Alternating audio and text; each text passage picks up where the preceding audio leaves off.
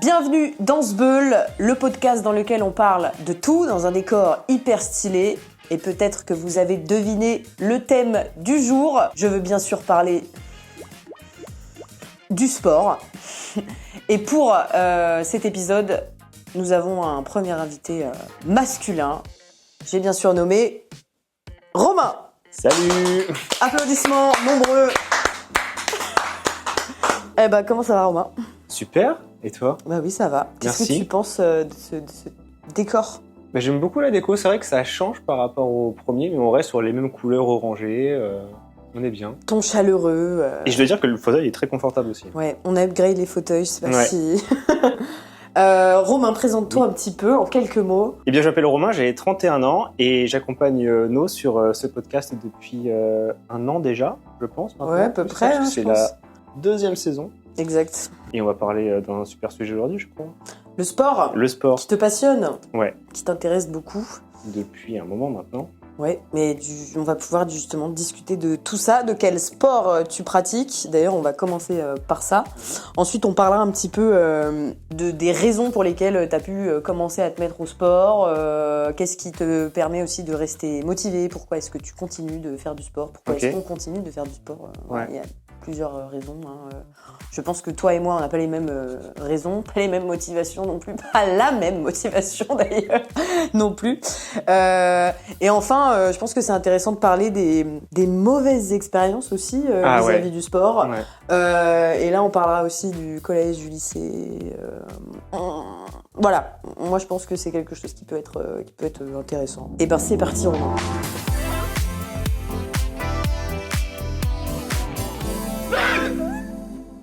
Depuis combien de temps est-ce que tu pratiques le sport, Romain? Et surtout, quel sport t'as pratiqué et tu pratiques?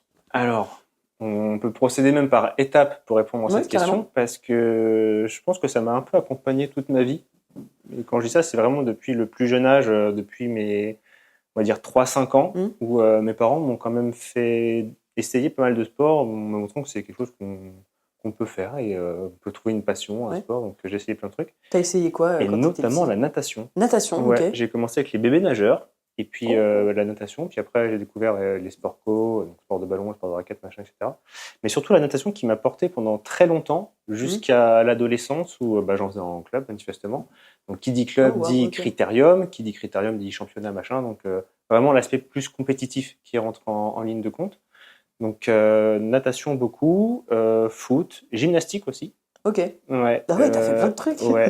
Et là, j'avais déjà 9-10 ans.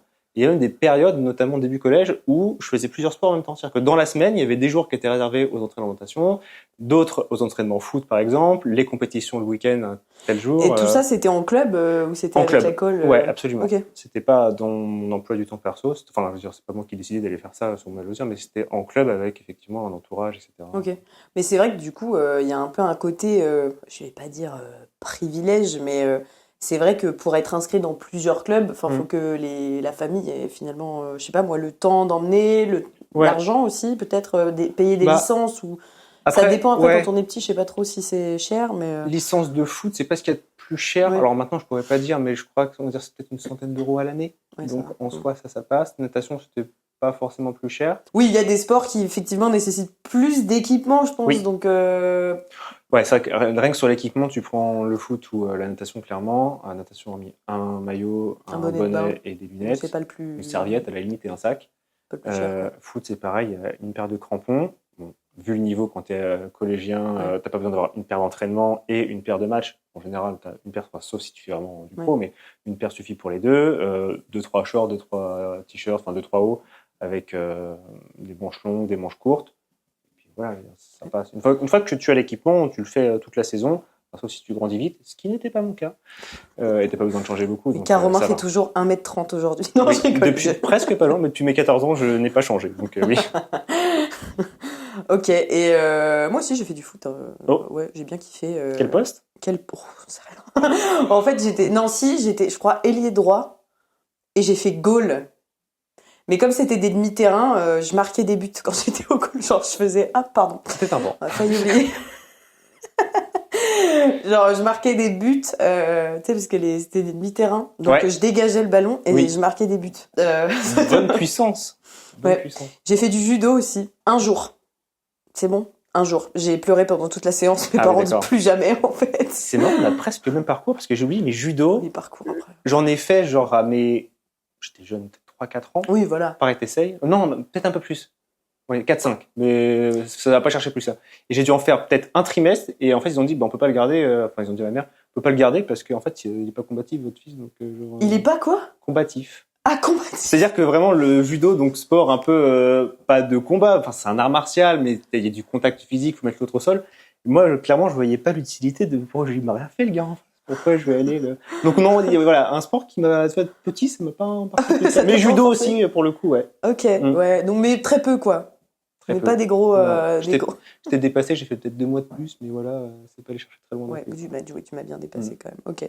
Et du coup, après, quand t'as grandi, tu sais, même là aujourd'hui, tu pratiques quel sport plutôt? Ah, ça a beaucoup évolué. Alors, sur la fin de mon adolescence, moins de clubs, moins de collectifs. Plus en club, effectivement. Ouais. Vraiment, c'est plus sur la partie solo parce que quand t'es ado, les clubs c'est sympa machin, mais après t'as moins envie et puis le côté compétitif, ça me branchait moins. Donc les entraînements j'y allais un peu moins. Et puis plus j'avançais dans l'adolescence, moins j'avais envie d'aller aux compètes ou faire les entraînements et tout. Ouais, c'est un engagement aussi. Ouais. Donc je m'en suis un peu détaché.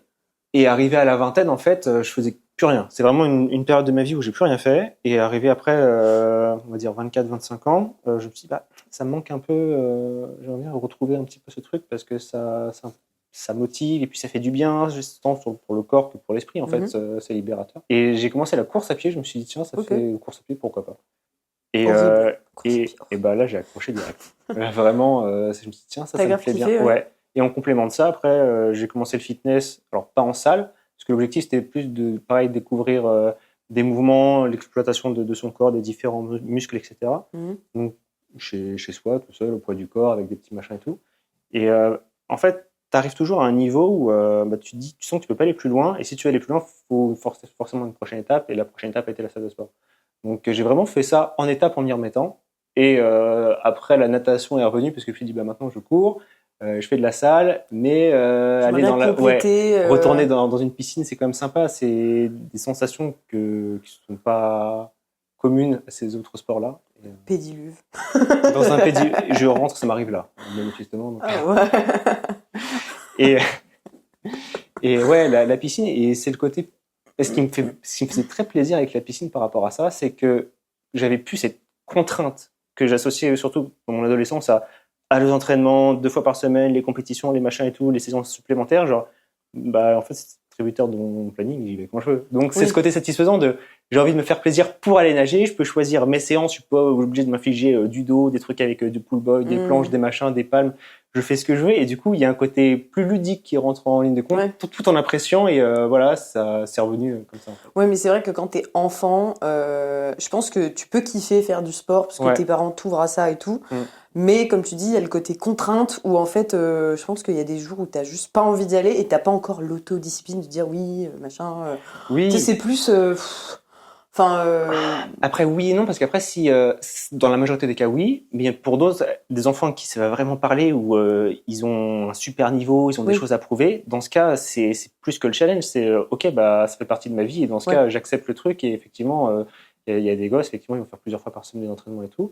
Parce qu'il y a un objectif de performance derrière et ça va les faire vibrer de faire ça, de dire donc je pense que c'est un peu du cas par cas, mais dans la majorité des cas, oui, surtout sur la période de l'adolescence, ça me paraît logique. C'est dur d'être autodiscipliné et engagé dans un truc. Plus tard, plus vieux, oui et non, mais encore une dizaine d'années après, la discipline, tu la trouves ou la retrouves. Et ça te fait plaisir justement de dire maintenant je me tiens à quelque chose et en fait le fait de faire ça, bah ça va me faire évoluer et après c'est une sorte de philosophie. C'est pas que faire du sport, ça fait partie de ton train de vie, ça fait partie d'une nouvelle façon de se créer soi-même en fait. Nous allons parler justement des raisons pour lesquelles tu fais du sport ou pour lesquelles tu as fait du sport. Bon, on a un petit peu discuté là, mais j'ai peut-être un peu parlé de mon expérience aussi. Mais avant ça, nous sommes descendus à votre rencontre dans la rue pour vous demander si vous faisiez du sport. Quel est votre rapport au sport et à l'exercice en général? Est-ce que vous aimez ça quoi? Ah bah oui. Ouais, on aime bien. Vous pratiquez quoi comme sport à tout hasard? Du rugby. Ouais. Trop bien. En club? Ouais. Ok. En sport-études. Ouais, bah pareil. Ah oui, donc vous êtes sportif alors. Parfait. Super. Ok. Alors, quel sport du coup avez-vous pratiqué dans votre vie à part le rugby? De l'athlétisme. Ouais, de l'athlétisme, de la danse, l'équitation. Ah oui. Ouais, pareil. Tout pareil. Les mêmes sports, ouais. Mais vous vous êtes rencontrés dans ces cadres-là quoi. Bah à l'école, après on a fait pareil. Ouais. Ok. Mais en parlant d'école, est-ce que vous avez des sports qui vous ont un petit peu trauma quand vous étiez au collège, au lycée? Je sais pas où est-ce que vous vous situez là aujourd'hui, mais. Course d'orientation. Pourquoi? Je sais pas, c'était chiant, on n'avait pas le droit de se mettre avec qui on voulait. C'était chiant. Ok, d'accord. Moi je pense plus à la gymnastique en vrai. Pourquoi? C'était un peu trop complexe, monter sur la poutre et tout. Bon, on en a un petit peu parlé là rapidement, mais justement, je pense qu'il y a plein de raisons pour lesquelles on peut se mettre au sport. Quelles ont été les tiennes? Je pense que ça a dû évoluer au fil du temps. Moi, je pense que c'était pour, m'accepter un peu plus, changer mon aspect physique, enfin mon corps, quoi, tout simplement. Et potentiellement aussi essayer de dire, avoir un rythme de vie, adapter l'alimentation, parce qu'en fait, ça va avec, mais ça, on pourra en reparler un petit peu après aussi. C'est que quand t'as fait une bonne séance de sport, t'as envie de bien manger. Donc voilà, parle-nous un petit peu, toi, de tes motivations. Ouais, c'est un bon condensé déjà de tout ce que tu viens d'évoquer. Et effectivement, ça a évolué et aussi en fonction de la discipline. Si on retrace avec ce qu'on disait précédemment, notamment à partir de la course à pied, il y a ce truc de la course à pied, je pense que c'est pareil pour beaucoup de personnes qui pratiquent le sport ou la marche ou le vélo. Il y a un côté très thérapeutique, je trouve, sur la course à pied, où c'est un moment où on se met un petit peu dans notre bulle, qu'on soit avec ou sans musique, parce que je connais des gens qui peuvent courir sans musique. J'ai essayé, c'est moins mon truc. Je préfère être porté et surtout, en fonction de la séance que je vais faire, j'ai des playlists qui sont dédiées si je veux des trucs un peu plus intensifs, plus chill, plus machin, plus posé ou autre. Sauf dans certains cas, effectivement, où genre je passe dans un parc, une forêt, il y a des oiseaux, des bruits de nature, de fontaines et c'est très agréable. Donc je préfère ça. Et le fait de se mettre dans sa bulle, eh bien, il y en a des gens qui vont te dire, par exemple, je comprends pas l'utilité parce que là, tu cours, ça sert à rien. Et dans mon cas, c'est plus, je peux réfléchir à ce que j'ai fait de ma journée, ce que j'ai envie de faire, retracer des moments de ma vie, comment je vois l'avenir, etc. C'est des petites capsules temporelles et thérapeutiques où tu te mets dans ton moment et puis des fois, tu en es satisfait, tu fais « Ah, j'ai passé une bonne séance, que tu peux être content de ton run, mais tu as un peu avancé parce que soit tu t'es retrouvé, soit ça t'a fait penser à d'autres choses et ça t'a challengé sur d'autres trucs. Ou si, tiens, par rapport à la famille, des amis, ça peut être vraiment divers et varié comme réflexion, mais ça t'a fait avancer sur quelque chose. Et c'est ça que je ressors aussi parce que ça aide mentalement, je trouve. C'est un plus. C'est complémentaire entre le côté physique et psychologique. Et pour la salle, là, on va plus être sur la partie effectivement changement physique du corps parce que il y a cet aspect satisfaisant de se dire si je fais tel ou tel exo, ça va stimuler tel ou tel groupe musculaire, donc avoir une silhouette plus harmonieuse, sachant que quand j'ai commencé ça, j'étais un poids plutôt léger. Alors je suis pas un gros gabarit, j'ai une faible ossature, je faisais 54 kg pour 1m70, ça reste petit et léger, et en 3 ans maintenant, 3-4 ans de muscu, je fais 10 kg de plus. Je suis pas hyper lourd non plus, mais au niveau de la silhouette, c'est plus appréciable. Tu vois, quand tu te regardes en miroir, tu fais cool, tu vois, j'aime bien cette image.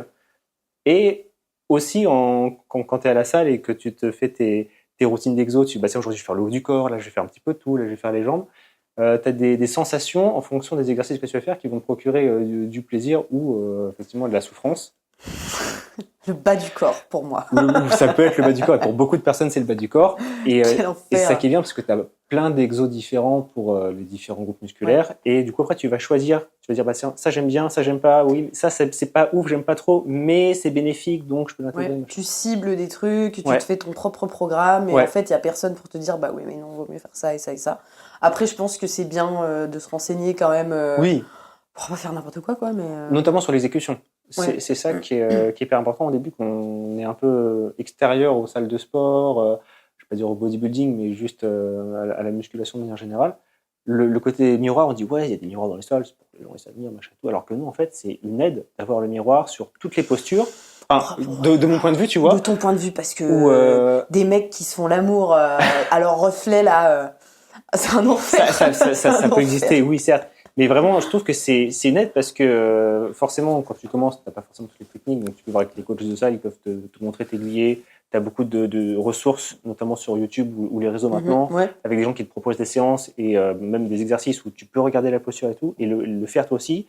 Tu penses que c'est bien, tu te regardes dans le miroir, tu fais ah non, bah là, je suis trop arrondi, je suis pas assez raide ou machin. Et du coup, ça te corrige et tu le sens aussi à l'exécution au niveau des charges. Après, tu te dis bah tiens, là j'arrive moins, du coup je mets un peu moins. Accepter, c'est pas faire un truc d'égo trip à dire il met des grosses charges. Non. Tu maîtrises le mouvement aux charges qui correspondent au nombre d'exécutions que tu veux faire avec. Tu l'acceptes et une fois que tu maîtrises bien, tu augmentes au fur et à mesure, etc. Mais pareil, il y a tout un processus là-dedans, je trouve, un petit peu comme... C'est de l'autosatisfaction, t'es un peu fier de toi. Ouais. Après, je sais qu'il y a beaucoup de gens qui... Enfin, moi, je connais beaucoup de gens qui ont, comment on pourrait dire, beaucoup d'appréhension sur les salles de sport, notamment sur le regard d'autrui, sur toi, ou même, je sais pas, moi, être comme ça entouré de gens qui font leur truc, mais qui peuvent te juger, te regarder. Qu'est-ce que tu leur dirais? Enfin, moi, je leur dis tout le temps qu'en vrai, les gens, ils se regardent eux-mêmes. Oui. Genre, franchement, c'est un truc qu'il faut tout de suite déconstruire parce que les gens, ils s'en foutent des autres. Je sais pas comment dire. Ou j'ai entendu des trucs aussi, les mecs, ils sont là pour draguer des meufs. Et inversement, mais en fait, ok, ça peut arriver, mais même pas tant que ça. Genre, vraiment, c'est même pas... Enfin... Je suis d'accord, et il y a plusieurs réponses à ça. Dans la majorité des cas, oui. Et il y a aussi la salle. Tu sais qu'en fonction du type de salle dans lequel tu vas aller, tu peux retrouver certains types de personnes. Donc en fait, après tu fais tes essais. C'est pour ça que souvent les salles de sport proposent des essais, c'est bien d'en profiter, justement pour dire ouais, l'ambiance là j'aime bien, là il y a tel ou tel type de personne, là c'est trop jeune, là c'est trop machin. Donc déjà par rapport à ça. Et après, effectivement, si tu as la possibilité pour les gens qui n'arrivent pas à y aller tout seul, d'y aller avec un ami, à deux pour commencer. Motivant, ça peut se motiver entre deux personnes, voilà. Et après de dire si cette étape-là a été validée, j'ai réussi, pourquoi pas tester seul. Puis pas besoin d'y aller, voilà, juste tu te mets ta musique, c'est ta bulle, tu fais ton truc, et tu vas te rendre compte que t'es été seul ou à deux, au final la séance elle s'est passée de la même manière, et que t'as fait tes... Voilà. Et, mais il faut passer l'étape de dire, je me fais ma séance seul, j'ai envie de le faire, j'ai envie de tester. Et après, le reste va découler, mais naturellement, sans stress, sans se dire le jugement, le regard, ou non, parce que chacun en fait est là aussi. Toutes les personnes qui vont être seules, elles viennent là pour faire leur séance. Oui, chacun est dans son truc. Quoi. Après, il y a des connards partout, j'ai envie de dire. Mais... Voilà, après, c'est du cas par cas. Ouais. Moi, je sais que ça fait un petit moment que je fais de la salle, et c'est vrai que c'est un truc qui m'a beaucoup, qui m'apporte beaucoup sur effectivement la transformation physique, l'acceptation de moi-même. Et comme je disais tout à l'heure sur le mode de vie, j'ai beaucoup adapté mon alimentation. D'ailleurs, en vrai, ça c'est un vrai truc. Et ça fait chier de l'entendre, mais il faut quand même l'écouter. C'est que t'as beau faire énormément de sport, si tu manges comme de la merde, en vrai, ça sert à rien. Ton alimentation, elle est hyper importante et faut adapter ça. Enfin, moi, je m'en suis rendu compte où j'ai perdu du poids aussi grâce à l'alimentation, parce qu'en fait, si tu prends du poids quand tu gagnes du muscle. Oui. Donc même les histoires de poids et tout, faut pas trop se foutre la pression dessus, parce que c'est un truc qui m'a beaucoup bloqué. Parce que le poids, c'est un truc hyper important chez moi. Tout le monde se pèse, il y a des balances, etc. Et depuis que j'ai arrêté de me peser, ça va beaucoup mieux. Et en fait, je me rends compte que j'ai pris du poids, entre guillemets. Enfin, je suis beaucoup plus lourde depuis que je vais à la salle, mais parce qu'en fait, tu prends du muscle. Ouais. Mais en fait, je me rends compte aussi que aujourd'hui, mon corps change moins, mais que c'est aussi du challenge. Par exemple, d'essayer des nouveaux exercices, des trucs qui me faisaient peur, des parties du corps que j'aime pas travailler. Le cardio, par exemple, je suis asthmatique, donc en fait, le cardio, ça a toujours été... mais on en parlera après, les traumatismes du collège sur le cardio. Hashtag cross du collège, n'hésitez pas.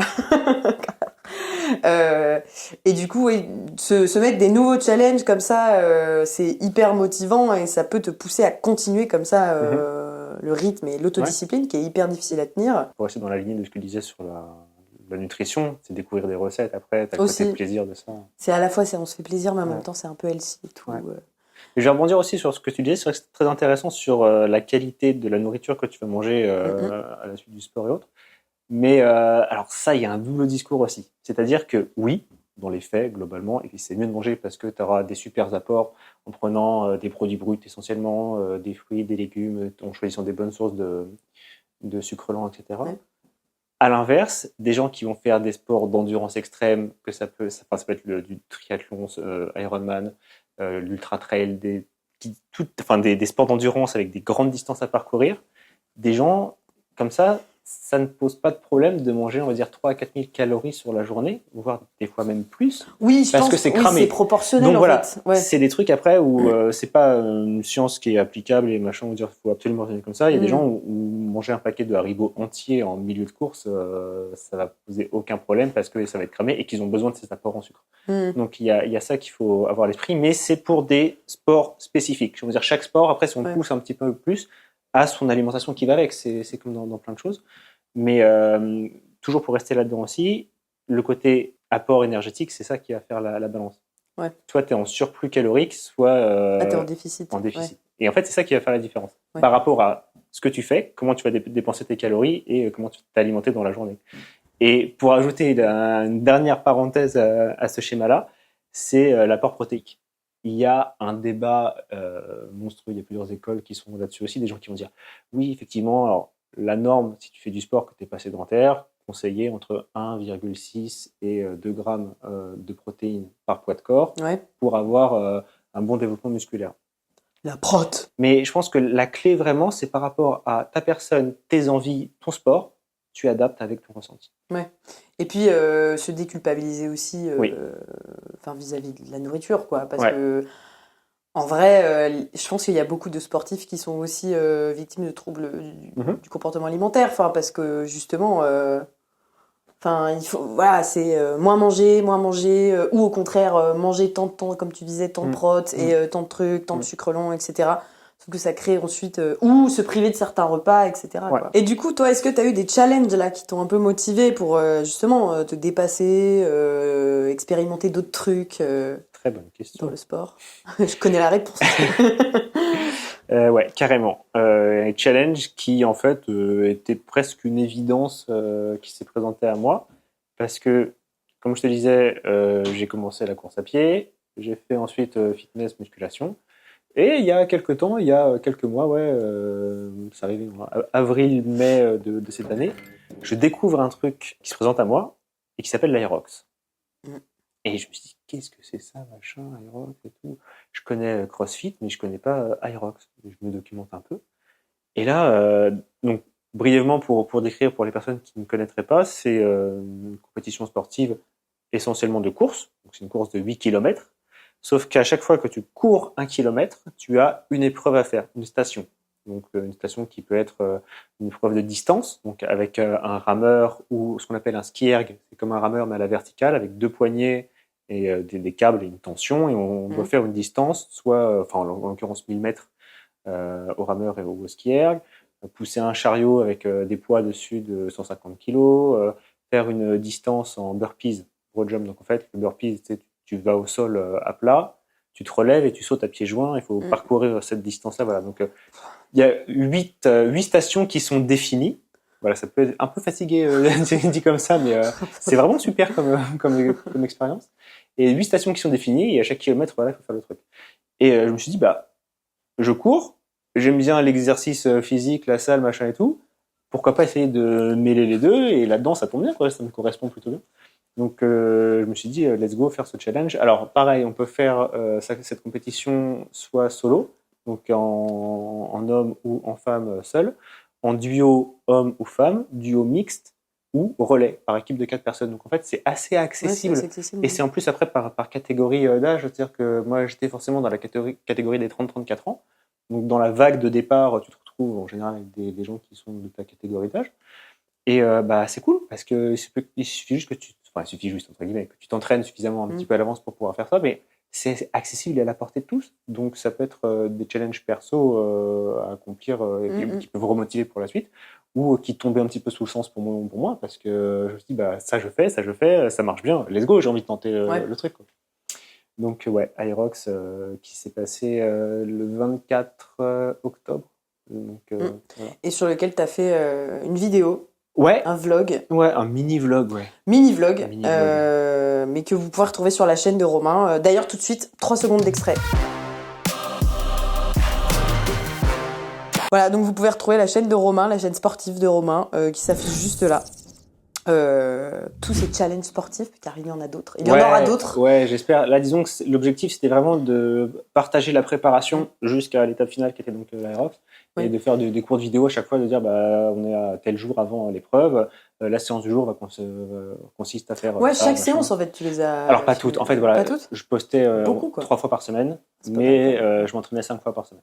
Donc, pour pas dire 6, parce que on va dire qu'il y a une séance, c'était de la récup, ce qu'on appelle une sorte de récup active. Donc, soit j'allais faire de la natation, soit je faisais plus des étirements, de la mobilité. Okay. Donc, concrètement, c'était plus 6 séances que je faisais la semaine, avec vraiment un jour de repos off. Mais je partageais 3 fois par semaine une petite vidéo sur les réseaux. Ok. Bon, là, on parle de tout ce qui est positif sur le sport. Moi, je sais que j'ai pas toujours eu un bon rapport à ça. Donc, peut-être que toi aussi, tu vas pouvoir nous dire. Moi, je sais que quand j'étais enfant, ça a été très compliqué déjà parce que j'étais asthmatique. Donc, par exemple, les sports qu'on me forçait à faire au collège, c'était terrible. Tout à l'heure, j'ai parlé du cross du collège. En vrai, c'est un événement qui est un peu sympa. Voilà, il y a tous les profs, il y a tous les élèves, il y a tous les personnels, machin, c'est rigolo. Mais globalement, je sais que j'étais pas tout seul, mais à en chier, quoi. On en chiait. Et dans la même dynamique, t'avais beaucoup de profs qui étaient pas du tout, mais alors pas du tout pédagogues. Combien de fois, moi, je me suis fait, pas dire insulter, mais où on me foutait méga la pression, on me traitait de feignasse et tout, machin, alors que juste, je n'y arrivais pas. Tu ne pouvais pas... Et je trouve que c'est rabaissant parce que pendant très longtemps, je me sentais pas capable de faire de prouesses physiques et sportives parce que je pensais que j'en étais incapable, parce qu'on m'avait répété, mais t'es faible et t'es nul et tu te donnes pas les moyens d'y arriver, t'es une feignasse, quoi. Alors que factuellement, je pense que quand tu trouves un sport que t'aimes bien et que t'es pas obligé de faire, ça se passe bien et tu vas forcément progresser, en fait. Sauf si vraiment, effectivement, il peut y avoir des handicaps ou des trucs qui t'empêchent, mais je veux dire, si t'as envie, tu vois... T'as pas ce côté échec ou culpabilisant que voilà. Voilà, et dans ce même truc-là, franchement... Moi, il y avait un prof de lycée, franchement, mais je vais pas être vulgaire, mais franchement, il m'a complètement trauma de l'escalade, parce qu'il y avait un mur d'escalade dans le lycée qui était hyper grand, hyper grand. Je crois que c'était 10 mètres, un truc comme ça. C'est pas mal pour un truc de lycée, dans un gymnase de lycée. Et en fait, j'ai pas le vertige, mais je suis pas très à l'aise avec la hauteur. T'es devant tous les élèves, tous les autres élèves. C'était une autre camarade qui devait m'assurer. Donc, en termes de confiance, tu sais, même t'es à l'adolescence, donc tu te trouves... moi, je sais que je me trouvais gros, plus gros que je ne l'étais, je me trouvais lourd, je me trouvais... tu vois, donc même rapport à ça où tout le monde te voit, tout le monde voit ton cul, parce que t'es sur le mur d'escalade, littéralement. Tout le monde te regarde, tout le monde te juge. Puis bon, à l'adolescence, on sait que c'est un moment qui est compliqué sur le rapport au corps. Et en fait, il m'a fait flipper parce qu'à un moment, je voulais juste descendre. J'étais genre à, 6 mètres déjà. Et je dis, non, là, je veux descendre et tout. Donc ma pote, elle me dit, pas de souci. Et là, j'entends le prof qui hurle, non, tu montes jusqu'au 10 mètres. Si tu montes pas jusqu'au 10 mètres, de toute façon, tu vas tomber. Il y a quoi? Regarde, Léa, elle te tient plus. Et effectivement, Léa ne me tenait plus parce que le prof l'avait forcé à lâcher le truc. Ah ouais, en plus. Donc en fait, je me retournais et en fait, à un moment, j'ai juste pété un câble, j'ai hurlé, j'ai fait, mais de toute façon, je vais lâcher. Et je me dis dans ma tête, de toute façon, si je tombe, c'est son problème à lui. Si je finis tétraplégique ou si je meurs, c'est de sa faute. Et j'étais prêt, j'ai lâché, mais en fait, il me tenait. Ou en tout cas, il était pas loin, donc il m'a rattrapé. Mais franchement, pas cool.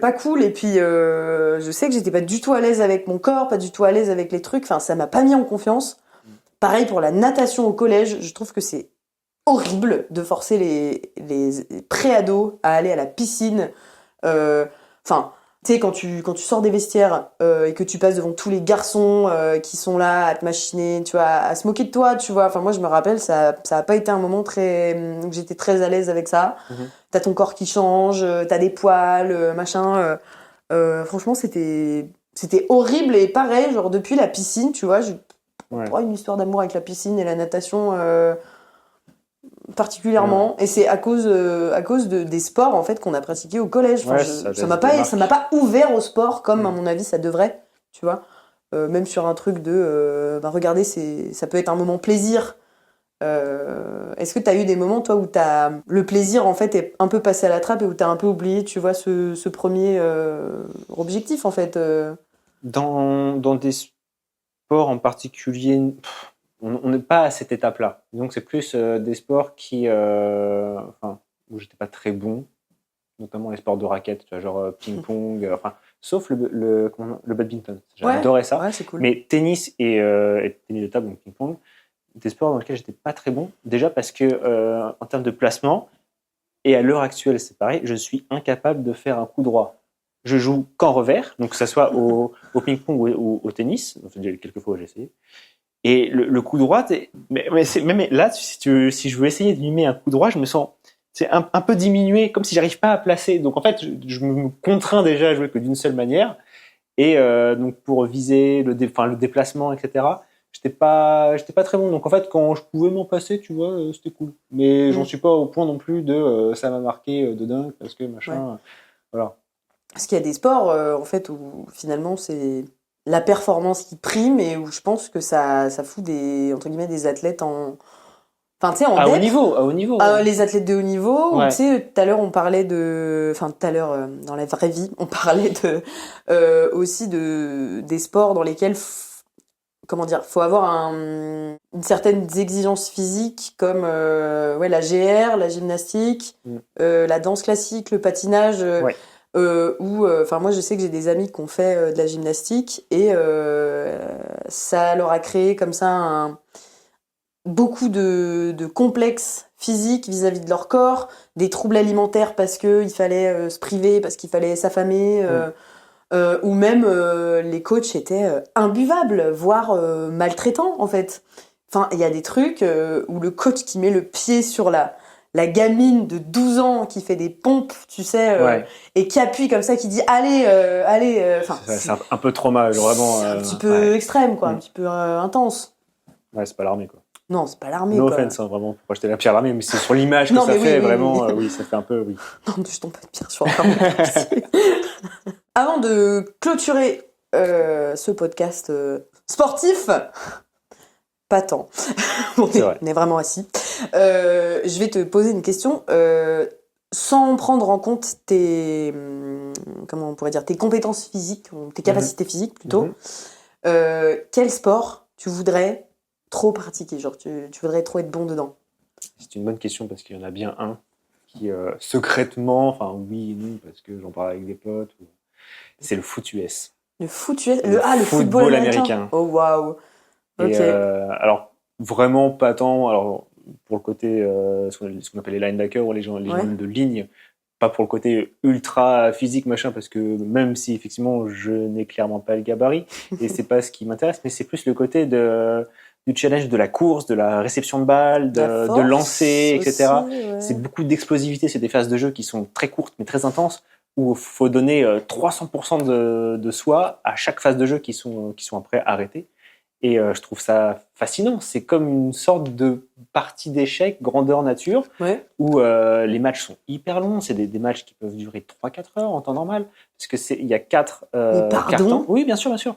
En gros, c'est des cartons de 1 quart d'heure. Sauf que plus les Américains. C'est toujours arrêté. En fait, la phase de jeu, le chrono tourne. Et dès l'instant que la phase de jeu s'arrête, parce que ballon au sol, où il y a plein de règles différentes, mais dès l'instant que le temps s'arrête, le chrono est figé. C'est pas comme au foot où ça continue de tourner et il y a les phases de temps additionnelles qui viennent se mettre à la fin.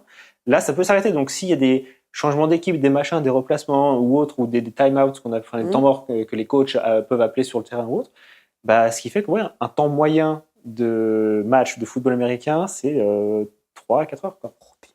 Mais j'adorais faire cette expérience. J'ai pu goûter un petit peu à ça au collège, parce qu'on a fait du flag. Donc le flag, c'est comme le football américain, mais sans le côté physique, une espèce de serviette ou une queue à attraper. Pour éviter. Dès l'instant que c'est arraché. Pour éviter trop de castagne. Voilà. Il n'y a pas de contact, mais c'est des phases un peu dynamiques comme ça, avec des phases de jeu, de la stratégie et autres. Et dès l'instant que la queue de la serviette est arrachée, le jeu s'arrête. À l'inverse d'un gars plaqué au sol ou une sortie de terrain, tu vois, un truc comme ça. Et je me suis dit, ça j'aime bien. C'est explosif, c'est rapide, faut réfléchir, c'est des placements, c'est de la stratégie et autres. Il y a des clubs en France ou pas? De foot US? Ah ouais, bien sûr. Je crois que le meilleur club français est à Thonon-les-Bains. C'est hyper de souvenirs. Hyper spécifique. Et puis il y a des matchs tout au cours de l'année.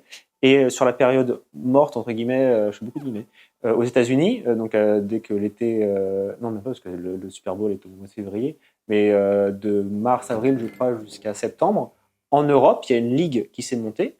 Et donc, on a un club à Paris, il y a des clubs en Allemagne, des clubs en Italie. Et il y a des rencontres qui se font à l'échelle européenne avec ces clubs-là. Et on a d'ailleurs même une équipe de France de football américain. On les embrasse. On les salue. Et ouais, c'est pratiqué. C'est moins médiatisé que le football, le soccer, le football européen classique, tu vois. Mais ouais, ça se fait. Il y a beaucoup d'adeptes et même de fans qui ne sont pas licenciés de club ou qui ne jouent pas, mais qui regardent aussi à la télé parce que il y a une communauté en France derrière. Petite communauté. Ouais. Et ouais, ça, c'est vraiment un truc On que les j'adorerais embrasse. faire. Pardon. Coucou. Moi, j'adorerais faire j'ai découvert ça pendant les JO, là. Du hockey sur gazon. Je trouve ça fabuleux. Attends, du hockey, Je plaisante. non, je d'accord. plaisante. Mais en même temps, je me suis beaucoup moquée du hockey sur gazon. C'est vrai, j'admets. Voilà, j'espère qu'on va pas me cancel pour ça pendant les JO. Mais je pense que ça doit être dur parce que t'es vraiment... t'es penché comme ça tout le long du match. Ouais. Tu cours. Ouais. Tu glisses pas. Bon, après, même si je dis pas que c'est facile de patiner sur la glace, pas du tout. Mais ça a l'air horriblement pénible, en fait. Mais pénible physiquement, quoi. Et en même temps, ils étaient tous hyper athlétiques et tout.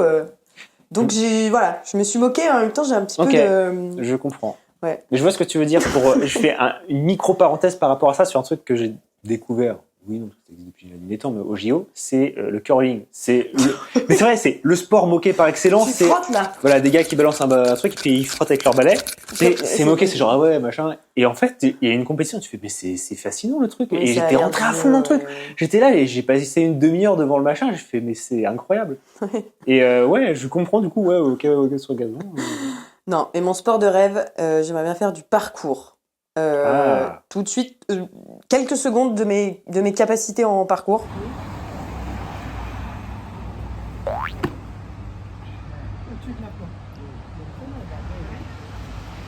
Je trouve ça fabuleux de sauter entre deux toits, de se pendre à des trucs un peu dans les rues, ça fait un peu Spider-Man. Je trouve ça un peu stylé, quoi. Mais c'est pas je sais pas si c'est une pratique, une pratique très reconnue ou pas. Je sais pas s'il y a des championnats de parcours, peut-être.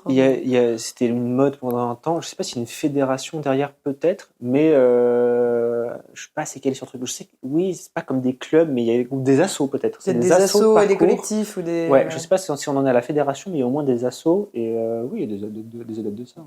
L'épisode touche à sa fin. Avant qu'on clôture l'épisode 2 de la saison 2, Romain, je vais te poser une question. Bienvenue dans les dilemmes impossibles. Waouh.